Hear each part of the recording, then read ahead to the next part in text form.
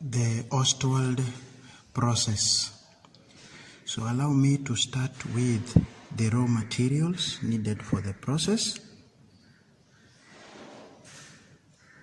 And the raw materials needed for the process are only two. From the scheme, you can see we have ammonia here, which is obtained from the Haber process. And then right here we have air, which is obtained from the atmosphere. So the raw materials are only two: ammonia gas from the Haber process and air from the atmosphere. Let's then move to the conditions. The conditions applied in this process are those of temperature and pressure. So for temperature, for optimum production of nitric acid, we do apply 900 degrees Celsius as the condition for temperature. Then for pressure, we do use 9 atmospheres. These two are being applied for optimal production of nitrogen 2 oxide, as we are going to learn a little bit later. Then we do have a catalyst as well, and the catalyst is platinum rhodium alloy. Platinum rhodium alloy, which is used as the catalyst for the process. So having discussed the conditions, the raw materials and the catalyst, I now want to take us through the flow. So right here, our raw material ammonia is mixed with air, and then the two are purified. The purifier here removes impurities which might finally affect our catalyst in the catalytic chamber. The process of doing so is called poisoning the catalyst. So when a catalyst is poisoned, its effectiveness is usually reduced. So to prevent that, we have to remove the impurities that are there in our raw materials. Two of them are dust and carbon 4 oxide. So those ones are removed at the purifier. Once we have purified our mixture, we take them to the compressor, and what the compressor does is to attain our required pressure of 9 atmospheres. Once that has been done, the pressurized mixture is heated. We start by heating the mixture to an initial 900 degrees Celsius or even lower. But then, as the process goes on, we will see that the heat produced in the catalytic chamber is able now to sustain the process without any more heat from an external source. So, in the heat exchanger, we heat to 900 degrees Celsius, but this is done at the initial stages. Once the process has picked up, it is able to sustain itself using the heat from the catalytic chamber. So here, the mixture is heated to the optimal temperature of 900 degrees Celsius. Then we take it now to the catalytic chamber, where now the reactions take place. In the catalytic chamber, we are now oxidizing ammonia catalytically to form nitrogen 2 oxide. Now, the equation for that reaction becomes ammonia gas being oxidized in presence of a catalyst using oxygen gas, and we are able to form nitrogen 2 oxide and water. So this is the equation that takes place in the catalytic chamber. And of course, for it to score, you need to balance 6 here, 4 here, 5 for oxygen, and 4 for ammonia.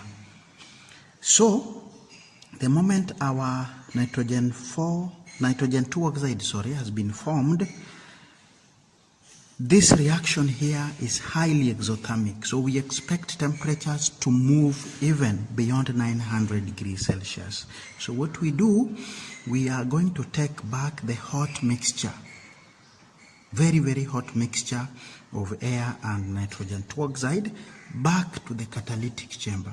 What they do here is that they are used to preheat the incoming gas. Remember, I explained that the 900 degrees Celsius is being heated, but at the initial stage. Once we are able to form the NO, we take it back to the heat exchanger. It helps in preheating the incoming gases, so you do not need to heat again. Now, as they do so, as the mixture does so, its temperature is reduced as the incoming gases are heated. So at this point, we have actually reduced the temperature of the mixture very, very much after they have been used to preheat the incoming gas. But for nitrogen 2 oxide to react with air, we need to cool it further to about 30 degrees Celsius. I know some of you are already asking, from the catalytic chamber, we have nitrogen 2 oxide being in presence of air, but why can't it be oxidized to nitrogen 4 oxide? The temperatures here are so high that that reaction is not possible. So that reaction where nitrogen 2 oxide is converted to nitrogen 4 oxide is only possible at a temperature of about 30 degrees Celsius. So that is what we do in the cooling chamber. And as you do that, now your nitrogen 2 oxide now will be oxidized by oxygen in the air, and then you are able now to get your nitrogen 4 oxide. Of course, you balance with a 2 on NO and a 2 on NO2. So once nitrogen 4 oxide has been formed, we now dissolve nitrogen 4 oxide in water in the absorption chamber.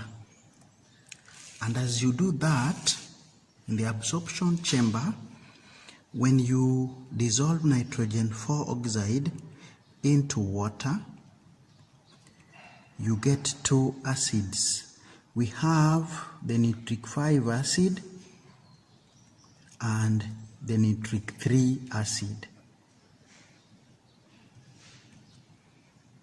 All right, so we balance that equation, of course, with a 2 on nitrogen 4 oxide. So all these are taking place in the absorption chamber. Now, what we need is actually nitric 5 acid. So the nitric 3 acid is then converted to the nitric 5 acid through further oxidation. The equation for the oxidation of nitric 3 acid is as follows.